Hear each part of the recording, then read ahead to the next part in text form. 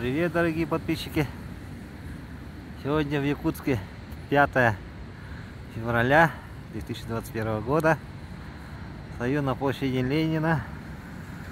Вот наш дедушка Ленин стоит, показывает на Мегино-Канкалакский район, на мой родной район.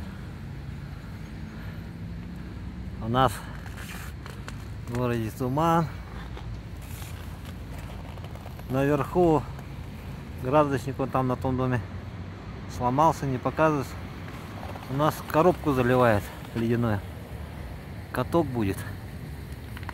Вот так потихонечку льют воду. Вон здесь вот балок такой сам. Кофе, чай продают. Можно купить, отдохнуть здесь.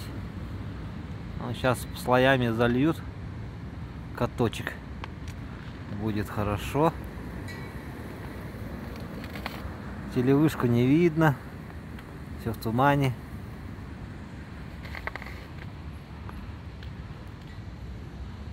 Солнышко выглянуло.